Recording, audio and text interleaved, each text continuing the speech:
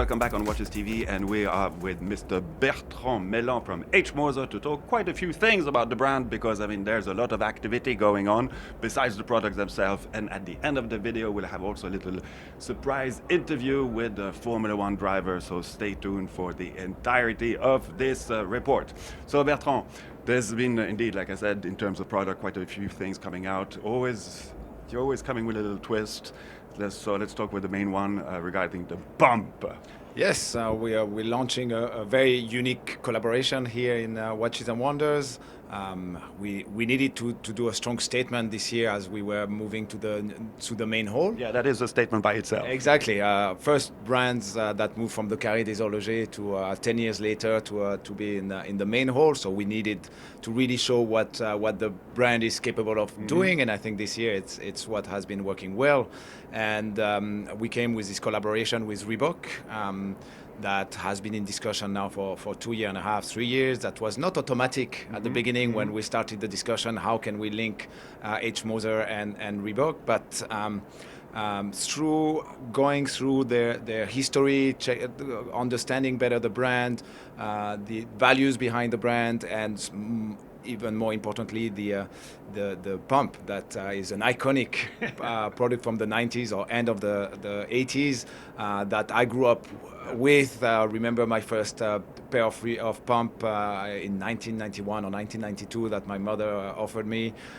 So with my brother, it gave us a lot of memories, and through that we decided there is something we can do, but we need to go as far as we can, and that's where the brainstorming pushed to how do we replicate the sensation that you have wearing a pump on your feet to have it on your wrist.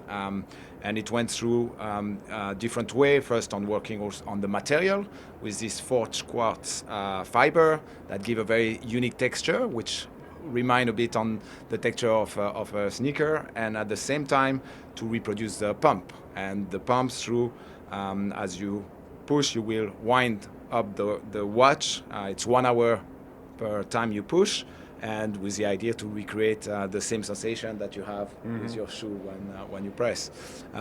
It comes in 2 different versions, with the black version or the white version, and they are limited to 250 pieces. And they come Each color, and they come with a pair of Moser sneaker done by Reebok. That's cool. Regarding this, I mean, you're bringing something a little bit funky there.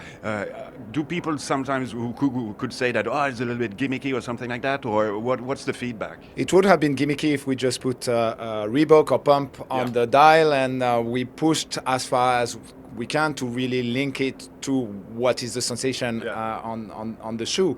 And at the same time, and it's why this show is important for us, is we do something like that, but at the same time we launching the most complex watch we ever built with a minute repeater, skeleton, cylindrical tourbillon. And it's what we believe is really what Moser is about, to be capable of doing this very complex watch, and at the same time to make a talking piece, something unusual, something unexpected. And that's been part of the success of the brand over the last 15 years.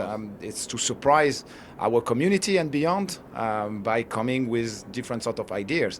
And when we launched it on Tuesday, we were a bit, when we do those sort of new pieces, you always wonder how will be the reaction, and usually it's quite polarized, which is normal, and it's what we expect.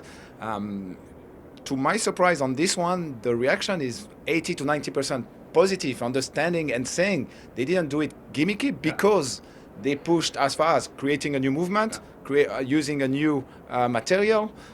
So they really went as far as possible to recreate what we wanted to do. So, it works together. And kind of inventing a new complication in a certain way. Exactly, and a fun one, because I can see I've been wearing it this week, and you finish. It's always full power reserve now because I've been pushing so many times on it throughout the day. I would do the same. Exactly. Sure. Exactly. Coming to more kind of a classical approach, you've also, I mean, the Streamliner is obviously a very successful collection of various models, but now you've come up with a much smaller version. Tell us a little about that one. Yes, that's also been a few years in the making. We wanted to create a more compact, smaller size version of the Streamliner. We came with two new sizes, the 28 millimeter with a beautiful frosted burgundy dial, and with the 34 millimeter with a frosted dial as well, but in gray.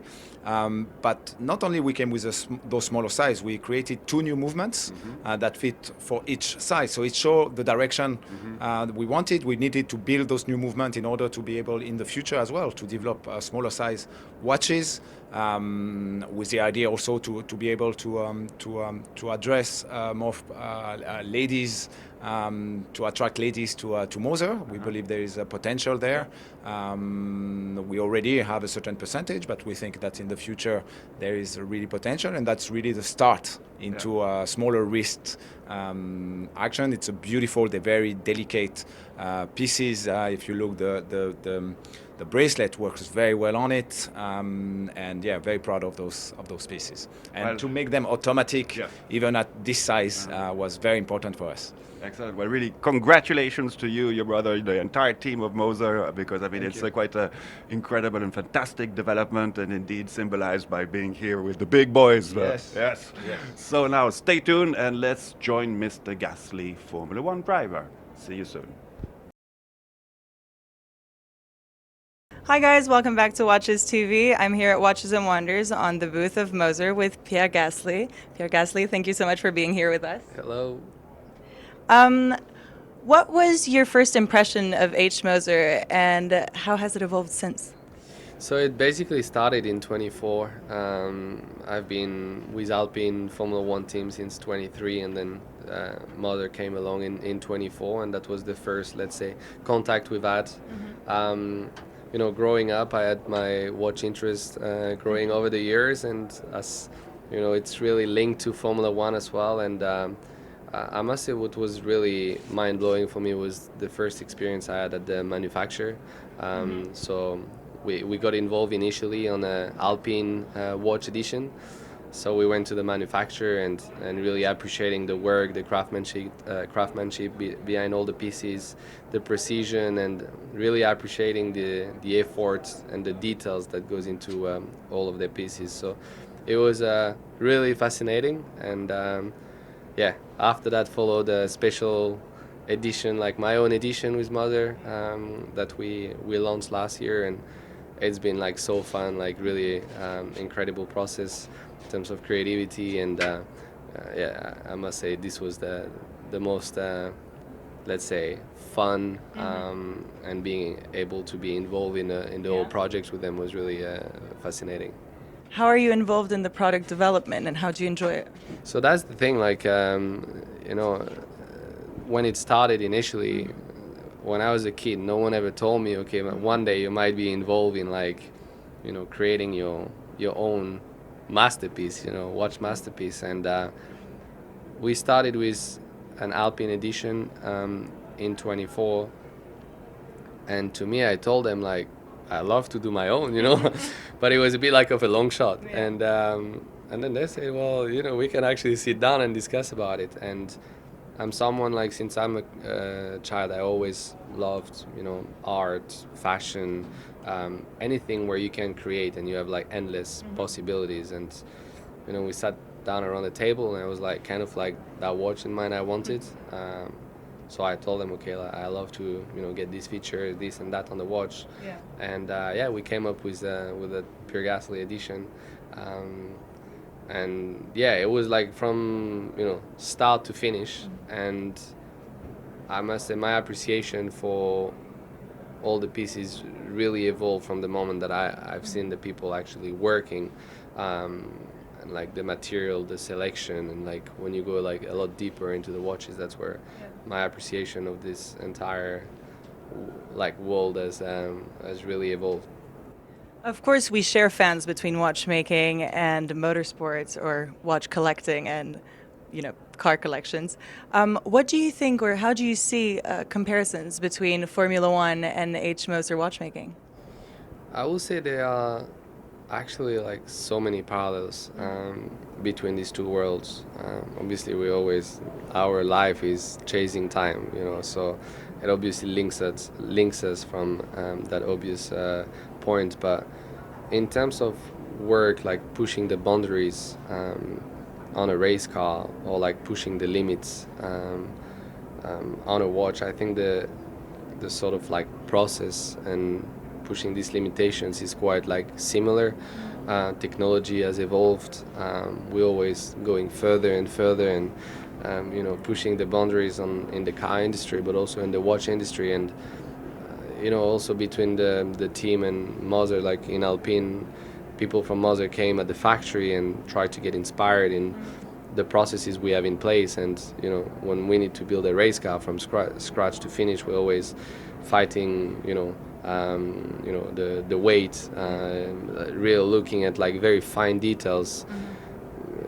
I think the precision in the watch industry is even further than what you might find on a racing car. But for us, we're chasing performance in very, very like subtle areas of the car, and that's what you find in the watch industry as well. So I know we came up with this special Alpine edition. I think this one just came out actually yesterday. Like this is completely different to motorsport, but this is the pump edition that Moser did with Reebok, and I just like that mindset of always trying to go further and come up with the new idea. This is very playful, but you can push the boundaries in many different aspects. Yeah. Well, thank you so much, and you wear the new pump very, very well. Yeah. Yeah, it's actually lovely. Like I absolutely love it, and even with the pump button, which goes the same as the shoes. I had the shoes when I was a kid. Yeah. I was playing with it like the same way, and obviously it's slightly more expensive than the shoes, but now I can afford this, so that's the beauty of it. And it's very like soft. I like when the dial is not like too overcrowded, and it's not like too punchy. So yeah, it's really lovely. Pierre, thank you so much. Thank you.